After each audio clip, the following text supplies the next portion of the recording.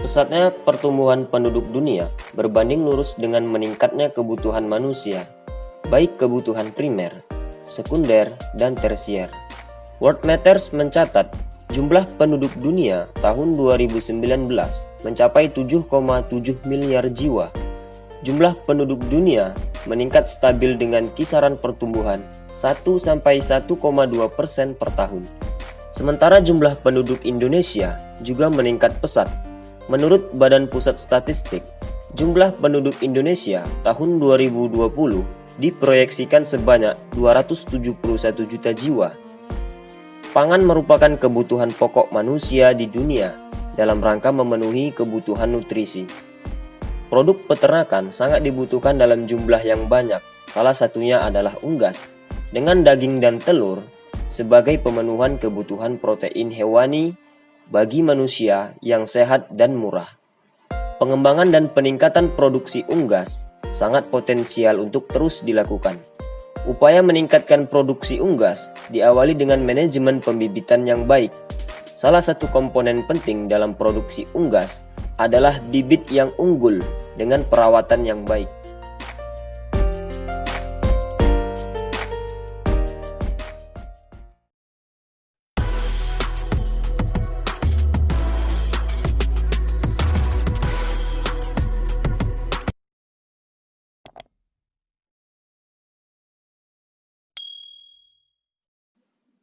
Peradaban akan selalu ada.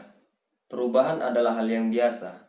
Kemajuan teknologi merebut peran manusia, dan yang lama akan tergantikan dengan yang baru. Namun hingga saat ini, produk peternakan tetap dibutuhkan untuk keberlangsungan tumbuh kembang manusia di bumi.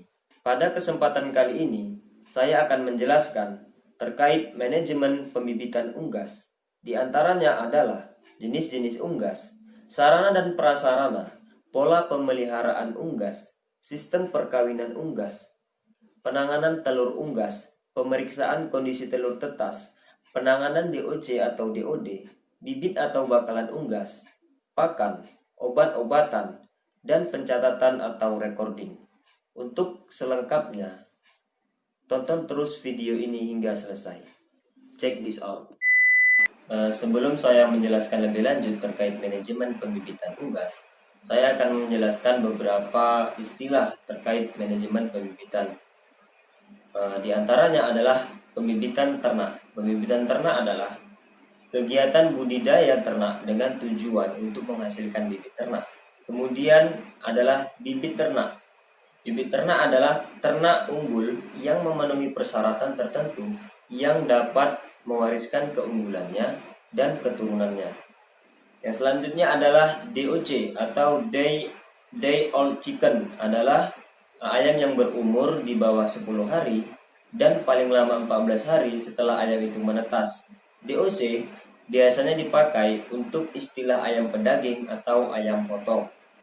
Unggas terbagi menjadi dua, yaitu unggas pedaging dan unggas petelur. Di dalam pembagian jenis-jenis unggas terdapat ayam, itik, itik Manila, burung seperti puyuh dan merpati, kemudian ada angsa, kalkun, dan burung unta. Selanjutnya adalah sarana dan prasarana. Yang pertama adalah lahan dan lokasi. Lahan dan lokasi usaha pembibitan unggas memiliki letak ketinggian yang memperhatikan wilayah sekitarnya, topografi, dan fungsi lingkungannya. Kemudian, lahan harus bebas dari agen penyakit yang membahayakan. Kemudian, lahan diberi pagar keliling. Dan lahan mudah diakses atau terjangkau oleh alat transportasi lain. Yang kedua adalah tersedianya air bersih yang cukup dan sumber energi seperti listrik. Selanjutnya adalah sarana. Nah, dalam sarana yang diperlukan dalam suatu pembibitan unggas adalah yang pertama, kandang ternak.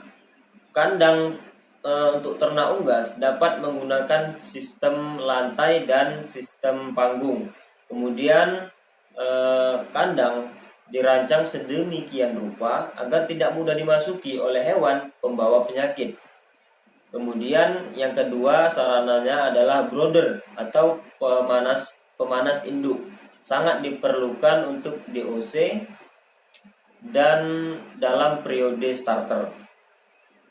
Yang ketiga adalah peralatan kandang seperti tempat pakan, tempat minum, alat-alat kebersihan, tempat telur, sarang, termometer, dan lain sebagainya. Kemudian yang keempat adalah mesin tetas yang dapat digunakan untuk menghasilkan DOC atau menetaskan telur.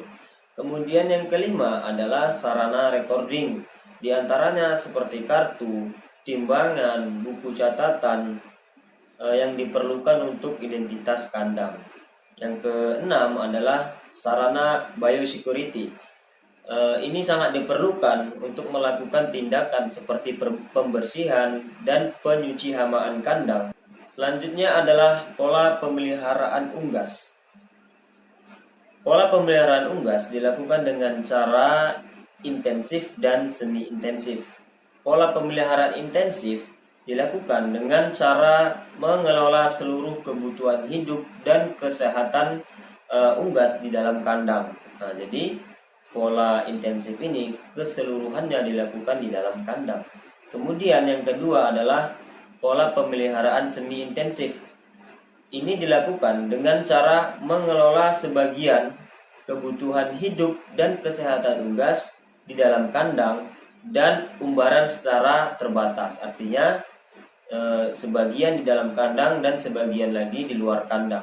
Selanjutnya adalah pemilihan betina indukan dan pejantan, yaitu memiliki syarat sebagai berikut. Yang pertama, berasal dari tetua yang memiliki produktivitas, fertilitas, dan daya telur yang tinggi. Kemudian, umur betina minimal 5 bulan dan umur pejantan minimal 8 bulan. Yang selanjutnya adalah sistem perkawinan unggas. Perkawinan unggas dilakukan dengan dua cara, yaitu kawin alam dan inseminasi buatan. Untuk kawin alam, perbandingan antara jantan dan betina adalah 1:5. Kemudian untuk IB, agar diperoleh fertilitas yang tinggi, maka dilakukan pengambilan semen dari 1 ekor pejantan yang dapat digunakan untuk 10 ekor betina. Kemudian IB dilakukan pada sore hari setelah jam 2 siang dan setelah sebagian besar unggas sudah bertelur. Selanjutnya adalah penanganan telur. Penanganan telur tetas. Telur akan ditetaskan yang berasal dari betina atau indukan yang produktivitasnya baik. Sebelum ditetaskan, telur diseleksi terlebih dahulu sesuai dengan persyaratan. Untuk telur tetas, bobot minimalnya adalah 36 gram per butir, bentuk telur oval, dan kondisi fisik kerabang halus serta tidak retak. Nah, contoh telur yang baik dapat dilihat seperti ini. Nah, ini contoh telur yang baik. Kemudian, telur disimpan pada suhu 22 sampai 25 derajat Celcius paling lama 5 hari saja. Selanjutnya adalah pemeriksaan kondisi telur tetas. Telur tetas untuk bibit indukan harus mempunyai bobot minimal 55 gram untuk tipe pedaging dan 53 gram untuk tipe petelur. Telur tetas untuk bibit tetua tipe pedaging harus memiliki bobot minimal 50 gram untuk galur jantan dan 53 gram untuk galur betina. Telur tetas untuk bibit tetua tipe petelur harus memiliki bobot minimal 50 gram untuk galur jantan dan 52 gram untuk galur betina. Telur tetas harus bersih, berbentuk normal, kualitas kerabang baik, dan warna seragam. Telur tetas diseleksi dihitung, dan disusun sesuai nomor kandang serta dicantumkan tanggal produksinya dan nama produsennya. Selanjutnya adalah penanganan DOC. DOC dikeluarkan dari mesin tetas setelah bulu kering. DOC yang tidak memenuhi syarat harus dikaling atau disortir. DOC yang akan didistribusikan harus sudah divaksin Marex untuk bibit dan vaksin Newcastle disease serta infectious bronchitis disease atau IBD untuk pedaging. Pendistribusian bibit harus disertai dengan catatan program vaksinasi yang telah dan yang seharusnya dilakukan. Kemasan DOC harus sesuai dengan standar nasional Indonesia dan pemisahan antara jantan dan betina. Selanjutnya adalah bibit atau bakalan. Bibit unggas yang dipelihara harus bebas dari penyakit menular. Bibit ayam atau bibit unggas yang digunakan harus memenuhi persyaratan yang telah ditentukan. Bibit diutamakan berasal dari pembibitan unggas. Selanjutnya adalah pakan. Pakan yang diberikan harus memenuhi kebutuhan nutrisi untuk unggas. Bahan pakan yang digunakan bersumber dari bahan pakan lokal.